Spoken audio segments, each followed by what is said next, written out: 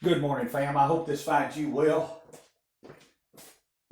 This is the second time I've done this video because first time I couldn't get the candle lit, and you'll understand here in just a minute. You don't have to go over there, but just listen to my heart for this morning.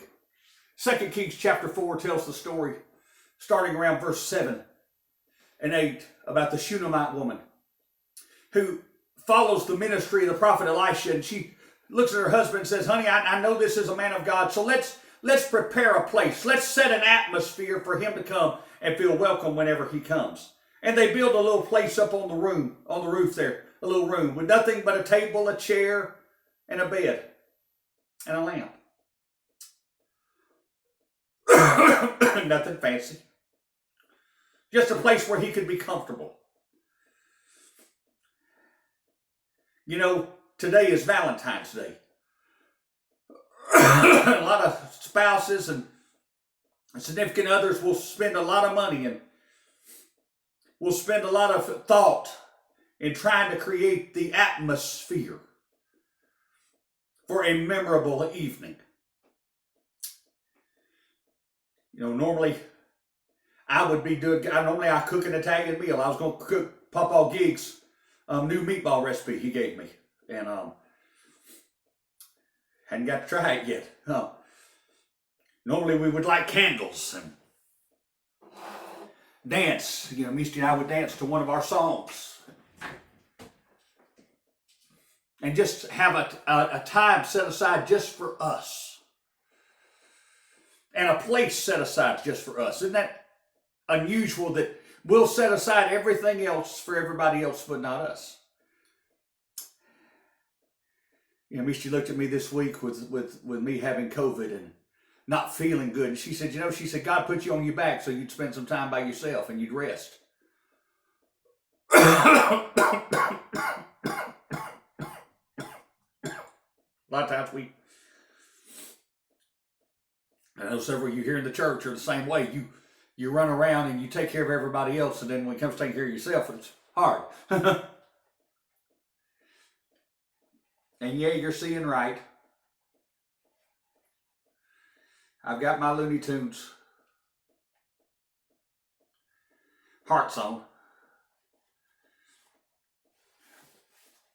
If you can't tell, this was a gift years ago from the kids we pastored, our first church we ever pastored. It was a pastor appreciation gift. But this morning, I really want to ask you, are you preparing an atmosphere? Are you setting an atmosphere for him to do something in your life? Are you giving him the freedom? Are you opening the door and putting out the welcome mat and saying, come on in, Holy Spirit, do what only you can do?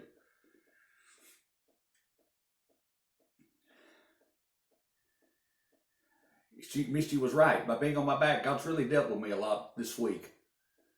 Because a lot of times we, as ministers and pastors, and we come into a place with guns blazing. We come in on Sunday morning and we're fired up, we're raring and ready to go, and we're ready to take no prisoners, and as the old saying goes, ready to storm hell with a water pistol.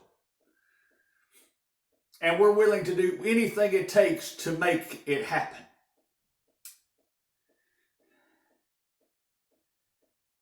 Almost at times, I know I found it to be true in my own life in ministry. There are times when I find myself and I have to stop myself because I'm pushing to make something happen.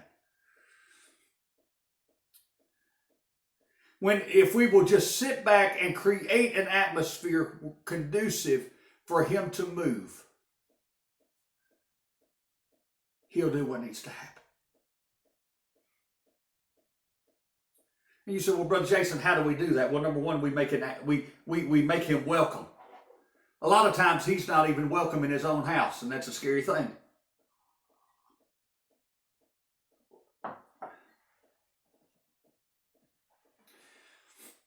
We talk about making visitors welcome and making sure people are welcome when they walk in the building, but most of the time he's not even welcome in his own house.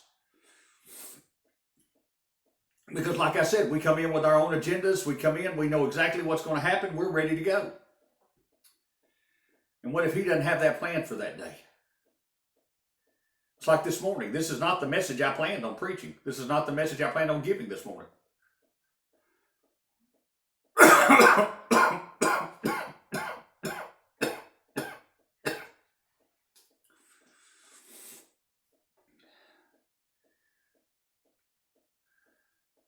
We create an atmosphere for Him when we come in and say, God, do whatever you need to do this morning.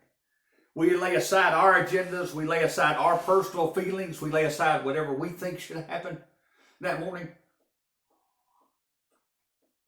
or that particular service. We come in prepared. Don't get me wrong.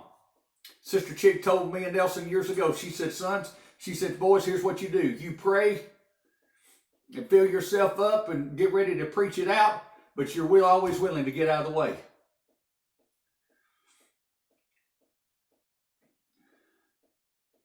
I come in ready to preach, but I'm always ready for Him to move and Him to do what only He can do. Secondly, we come in with a worshipful heart. Ready to worship, not just sit here, and I'll get into that more next Sunday.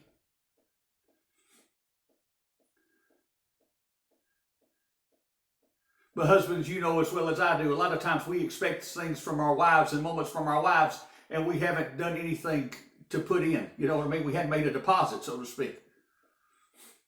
We expect God to move, but we hadn't told Him we loved Him. We expect God to do something, but we hadn't spent any time with Him. We haven't. Are you with me this morning?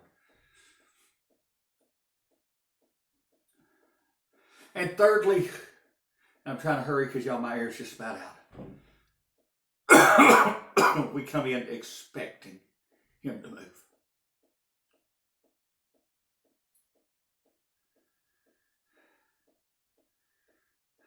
I learned years ago the atmosphere of expectancy is the breeding ground for miracles.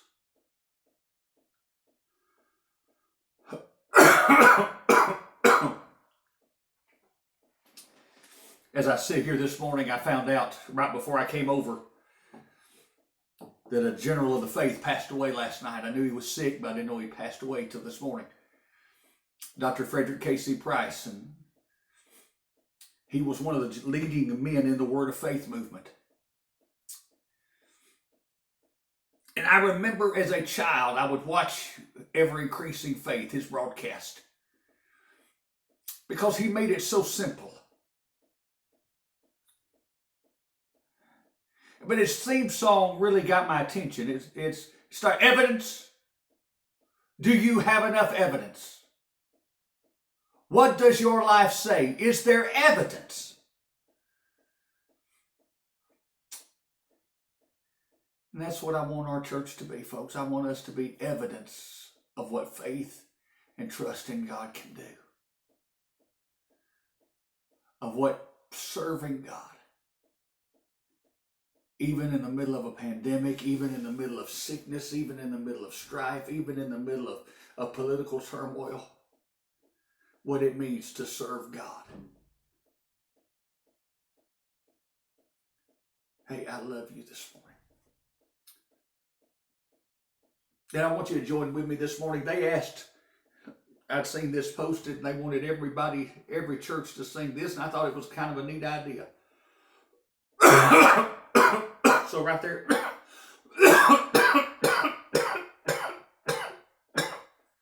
if I could quit coughing long enough, y'all. They wanted everybody, all churches around the world, to sing a love song this morning. And what a wonderful way to tell the Lord I love you. Just that simple chorus, I love you, Lord. So if you would, just lift your voice and sing with me. And if I get coughing, y'all keep singing and we'll keep going, okay? I love you, Lord, and I lift my voice to worship you, oh my soul. Rejoice. Come on, church, tell it. Take joy, my King, in what you hear, and may it be a sweet, sweet sound in your ear. Can we do it just one more time? I love you, Lord, and I lift my voice to worship you, oh my soul. Rejoice. Take joy, my King, in what you hear, and may it be a sweet, sweet sound in your ear.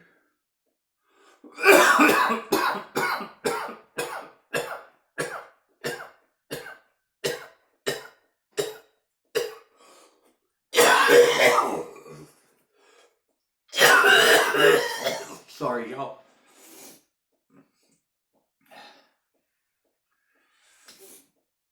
This morning I ask you to fall more in love with him than you ever have this Valentine's Day. You know, Lanny Wolf used to sing that song, I keep falling in love with him over and over, over and over again. Said when I first fell in love with Jesus, I thought down in my heart I could not love him any more than I did right from the start. But when I look back over the mountains and the valleys that I see, it lets me know how much I love him so much more than I did then.